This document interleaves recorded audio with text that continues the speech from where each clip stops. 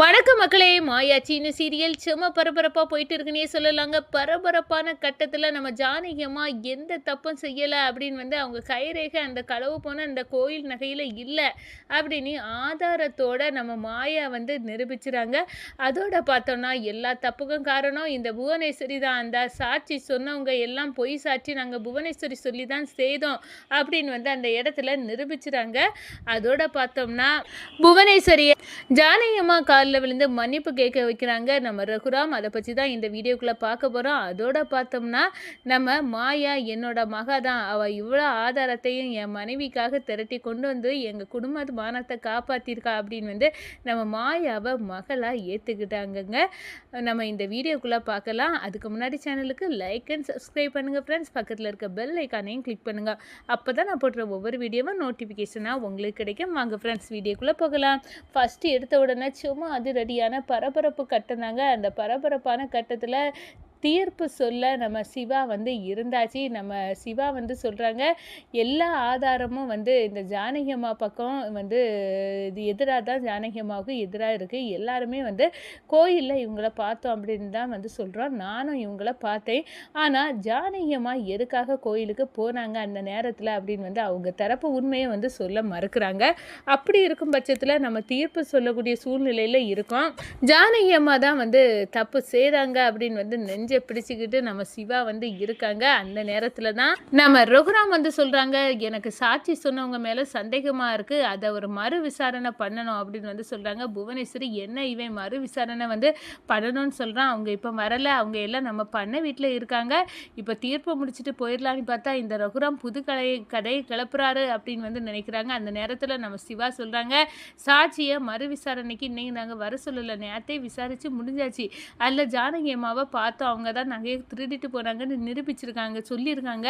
அப்படி இருக்க நேரம் என்ன மறு விசாரணைக்கு அவங்கள நான் வர சொல்லாமல் எப்படி வருவாங்க அப்படின்னு சொல்ல நேரம் எல்லாரும் அங்கே தான் இருக்காங்க, என் கஸ்டடியில் தான் இருக்காங்க, மச்சான் நீங்கள் போய் கூட்டிட்டு வாங்க அப்படி மணியை அனுப்பி கூப்பிட சொல்கிறாங்க. அதே நேரத்தில் பார்த்தோன்னா நம்ம மாயா எல்லா ஆதாரத்தையும் எடுத்து கொண்டு வராங்க. களவு நடந்த நகையில் கோயில் நகையில் பெரியம்மாவோட கைரேகை இல்லை, அதில் இருக்க கைரேகை இந்த சேட்டோட கைரேகையும் அந்த திருடனோட கைரேகையும் தான் அப்படின்னு அந்த இடத்துல நிரூபிச்சுறாங்க. இதை பார்த்ததும் சிவா அதிர்ச்சி அடைகிறாங்க. என்ன நம்ம ஒரு தவறான தீர்ப்பை சொல்லி இப்போ அன்னிக்கு மேலே பழியை போட்டு உருட்டியிருப்போம், ஆனால் நல்ல வேலை இந்த மாயா ஆதாரத்தோடு கொண்டு காப்பாற்றிட்டா அப்படின்னு நினைக்கிறாங்க.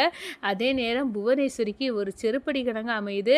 இந்த மாயா இப்படி ஒரு அறிவுபூர்வமாக கைரேகையும் சோதனை போட்டு எடுத்துகிட்டு குற்றவாளி ஜானகி இல்லை அப்படின்னு நிரூபிக்கா நம்ம வசமாக சிக்கிக்கிட்டோம், என்ன பண்ணலாம் அப்படின்னு இவ இப்படியெல்லாம் யோசிப்பானே நம்மளுக்கு தெரியாத அப்படின்னா எதையாவது உருட்டு முரட்டு பண்ணி நம்ம மாற்றிருக்கலாமே அப்படின்னு அந்த இடத்துல ஜானகியை பழியை மாயா போக்கதை நினச்சி நம்ம புவனேஸ்வரி பயங்கர காண்டில் கோவமாக நிற்கிறாங்க. இப்போ வசமாக இந்த ரகுராம் நம்ம தான் எல்லாத்துக்கும் காரணம்னு நிரூபிக்க போகிறான் அப்படின்னு நினைக்கிறாங்க. அதே மாதிரி தாங்க அந்த சாட்சிகள்லாம் வராங்க. அப்போ தான் அந்த பால்காரை என்னை இப்படி சொல்ல சொன்னதே இந்த புவனேஸ்வரி தான் அப்படின்னு சொல்கிறாங்க. அதே நேரம் கோவில் பூசாரியும் புவனேஸ்வரி தான் இதுக்கு காரணம் அப்படின்னு கரெக்டாக சேட்டு முதல் எல்லாருமே போட்டு உடைக்கிறாங்க. இந்த புவனேஸ்வரி தான் ஜானகி அம்மா மீது இப்படி ஒரு பழியை போட சொன்னா அப்படின்னு சொன்னாங்க. தெரியாமல் பணத்துக்காக இந்த வேலையை பண்ணிட்டோம், என்னை மன்னிச்சிருக்கோங்க ஐயா அப்படின்னு நம்ம ரகுராம் கிட்ட சொல்கிறாங்க. பணத்துக்காக இப்படியெல்லாமல் செய்கிறீங்க அப்படின்னு அந்த இடத்த சொல்கிறாங்க. நம்ம சிவா சொல்கிறாங்க பஞ்சாயத்தில் இப்படி ஒன்றை கொண்டு இந்த புவனேஸ்வரி ஜானகி அம்மா மீது பழியை போட்டு அவளே தப்பு பண்ணிக்கிட்டு இப்படி செய்திருக்கா, இந்த கோயில் நகையை திருட்டில் எல்லாருமே சம்மந்தப்பட்டது இந்த புவனேஸ்வரி தான், அவளுக்கு சரியான தண்டனை கொடுக்கணும், அப்போ தான் மறுபடியும் இந்த குற்றத்தை யாரை செய்ய மாட்டாங்க அப்படின்னு நம்ம சிவா சொல்கிறாங்க. நம்ம ரகுராம் இந்த புவனேஸ்வரி சும்மா விட போகிறதில்ல, என் மனைவி ஜானகி மேலே பொய் பழி போட்டதுனால இப்போ அவள் என் மனைவி காலில் விழுந்து மன்னிப்பு கேட்கணும் இந்த புவனேஸ்வரி அப்படி அப்படின்னு வந்து நம்ம ரகுராம் வந்து சொல்ல, வேறு வழி இல்லாமல் புவனேஸ்வரிக்கு இனி ஒன்றும் பண்ண முடியாது. நம்ம செய்த தப்பு அப்படியே வந்து ஆதாரத்தோடு அந்த மாயா நிரூபிச்சிட்டா. அதனால் காலில் விழுந்தே ஆகணும் அப்படின்னு வந்து காலில் வந்து நம்ம ஜானகி அம்மா காலில் விழுந்து மன்னிப்பு கேட்குறாங்க. நான் செய்தது தப்பு தான் ஜானகி, உன் மேலே வந்து பொய் பழி போட்டது தப்பு அப்படின்னு வந்து மன்னிப்பு கேட்குறாங்க. நம்ம மாயா வந்து செய்த செயலால் நம்ம ஜானகி அம்மா வந்து எந்த தப்பும் பண்ணலை அப்படின்னு வந்து நிறுவனம் ஆயிடுது. நம்ம ரகுராம் வந்து மாயாட்ட என்னை மன்னிச்சிரு மாயா, உன்னை நான் தவறாக புரிஞ்சுட்டேன். இப்போ உன் பெரியம்மாவை காப்பாற்ற நீ இப்படி அறிவுபூர்வமாக வந்து சிந்தி காட்டுனா இப்போ உன் பெரியம்மாவை காப்பாற்றிருக்க முடியாது. ஆனால் நீ வந்து அறிவுபூர்வமாக வந்து யோசிச்சிருக்க, ரொம்ப நன்றி மாயா அப்படின்னு வந்து சொல்லி நம்ம மாயாவிக்கிட்ட மன்னிப்பு கேட்குறாங்க. மாயாவை தான் மகளாக வந்து ஏற்றுக்கிறாங்க. இதை நம்ம ஜானகியம்மா பார்க்குறாங்க. பரவாயில்ல, என் கணவர் என்ன மாயாவை தன்னோட மகளாக தான் நினைக்கிறாங்க அப்படின்னு வந்து சொல்கிறாங்க. நம்ம மாயாவுக்கும் ரொம்ப சந்தோஷம். பெரியப்பா நம்மகிட்ட பேசிட்டாங்க, மன்னிப்பு கேட்டிருக்காங்க, அதோட நீ எந்த தப்பு செய்யலை அப்படின்னு வந்து என்னை வந்து நிரூபிச்சிட்டாங்க, ரொம்ப சந்தோஷம் அப்படின்னு வந்து அந்த இடத்துல சந்தோஷமாக நிற்கிறாங்க நம்ம மாயா. இந்த சைடு பத்மாவும் பார்வதியும் சும்மா எரிச்சலாக இருக்காங்க. எப்படியாவது ஜானகி அணி மீது பழி விழுந்திருக்கு, அவங்கள வீட்டை விட்டு துரத்தியாச்சு அப்படின்னு நினச்சிட்டு இருந்தா, இப்போ அவங்க எந்த தப்பும் செய்யலை அப்படின்னு வந்து நிரூபணம் ஆகிட்டு இப்போ என்ன பண்ண, அதுவும் என் கணவரே தீர்ப்பு சொல்லிட்டாரு அப்படின்னு வந்து பார்வதிக்கு சும்மா காண்டா கோபமாக இருக்காங்க.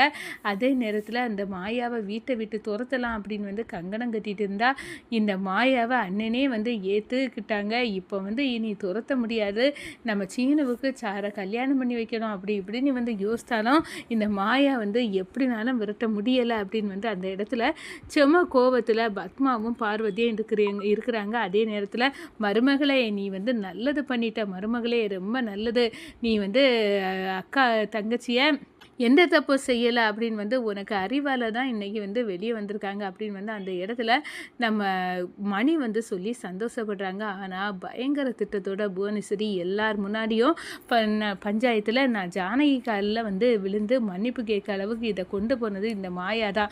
மாயா மட்டும் இந்த ஆதாரத்தெல்லாம் கொண்டு வரலைன்னா நம்ம வந்து கண்டிப்பாக இதெல்லாம் அப்படி இல்லை அப்படின்னு வந்து ஜானகி மீது பழைய உருட்டி தள்ளியிருக்கலாம். ஆனால் அதெல்லாம் தடுப்பு சுவர் மாதிரி இந்த மாயா தான் தடுத்து நிறுத்தினேன்.